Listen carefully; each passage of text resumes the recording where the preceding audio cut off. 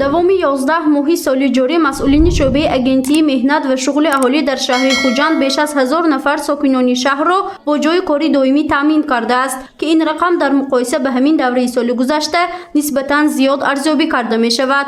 бо ҷойи кор таъмин намудани сокинон бо ташкили ярмаркаҳо амалӣ карда шудааст. дар ярмаркаи навбатии ҷойҳои холии корӣ, ки тибқи нақша чорабинии мақомоти иҷроии ҳокимияти давлатии шаҳри Хуҷанд баргузор гардид, зиёда аз 350 нафар сокинон иштирок намуда аз вакансияҳои холии ташкилоту идораҳо вобаста ба пайдо намудани ҷойи кори доимӣ дидан намуданд. аз шумораи умумии иштирокчиён 32 нафар соҳиби тавсиянома ба корхонаи ташкилотҳо барои бо ҷойи корӣ таъмин шудан дода шуд. ҳамчунин 8 нафар сокинон рохат барои касбомӯзиро соҳиб шуданд. вакансияҳое ки пешниҳод шудааст аксарият касбу ихтисос талаб мекунад, новобаста ба ҳамаи сину сол ба ҳамаи касбу ҳунарҳо имрӯз ҷойи кори холӣ ҳаст. фақат камтар кӯшиш намуда ҷойи корро мувофиқа дарёфт намуда рафта кор кардан дар кор. ярмаркаи ҷойҳои холии корӣ дар регистони бозори панҷшанбе доир гардид, ки давоми соли ҷорӣ ин 15-умин ярмарка дар шаҳри Хуҷанд маҳсуб мешавад. дар кори ярмарка 35 корхона дар умум 561 адад ҷойҳои холии корӣ аз тарафи мақомоти давлатӣ ва корхонаи ташкилотҳои соҳаҳои гуногун аз ҷумла маориф, тандурустӣ, фарҳанг, нақлиёт ва алоқа, хоҷагии манзилию коммуналӣ, сохтмон, саноат, бонкҳо барои сокинон пешкаш карда шуд. музди маоши ҷойҳои холии корӣ дар ярмарка пешниҳод шуда аз 500 сомонӣ то 1200 сомониро ташкил дод. таъкид гардид, ки ташкили чунин ярмаркаҳо барои паст кардани сатҳи камбизоатӣ ва бо ҷойи кори доимӣ таъмин намудани сокинон мусоидат мекунад.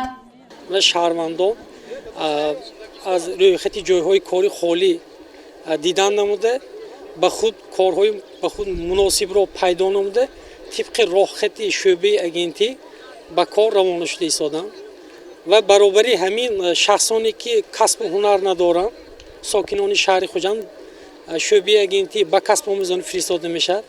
барои ҳамин мо корҳои ташвиқотиву тарғиботӣ дар ҳамҷо гузаронда истодем.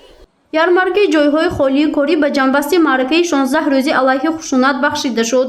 аз ҳамин сабаб аксарияти ҷойҳои холии пешниҳод гардида барои занону бонувон буд. сардори шӯъбаи корбозанон ва мақомоти иҷроии ҳокимияти давлатии шаҳри Хуҷанд Муяссара Қаҳҳорӣ мегӯяд, соли ҷорӣ дар умум 1200 нафар занону бонувон бо ҷойи кори доимӣ ва маоши хуб таъмин шуданд. ҳамчунин давоми сол ба беш аз 700 нафар занон мақоми бекорӣ дода шудааст. масъулин гуфтанд, ки ташкили чунин ярмаркаҳо имкон медиҳад, ки занону бонувони бекор ва хонашин бо ҷойи кори доимӣ таъмин гардида барои таъмини оилаи худ каме бошад ҳам саҳм гузоранд.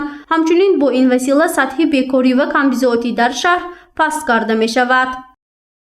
шуғли аҳолӣ дар ҳамкорӣ бо шӯъбаи корбозанон ва оила бо ҷойи корӣ таъмин намудани занону бонувон, бо шуғл фаро гирифтани онҳо, омӯзондани касбу ҳунарҳо пайваста тадбирҳоро роҳандозӣ менамояд, то ки онҳо тавонанд барои ғанигардондани буҷети оила, барои таъмин намудани фарзандони худ ҷойи кори дилхоҳро дарёфт намуда бошанд. ярмаркаи ҷойҳои холии корӣ бо ташаббуси шӯъбаи агентии меҳнат ва шуғли аҳолӣ дар якҷоягӣ бо шӯъбаи корбозанон ва оилаи мақомоти иҷроии ҳокимияти давлатии шаҳри Хуҷанд гузаронида шуд. ҳадаф бо ҷойи кори доимӣ таъмин намудани сокинон, коҳиш додани муҳоҷирати меҳнатӣ, пешгирии ҷинояткории занону бонувон ва ҷалби ҳарчи бештари сокинон ба касбу ҳунаромӯзӣ маҳсуб мешавад. гузориши Фарзона Шамсиева, Наимҷон Аюбов барои барномаи иттилоотии Хабар.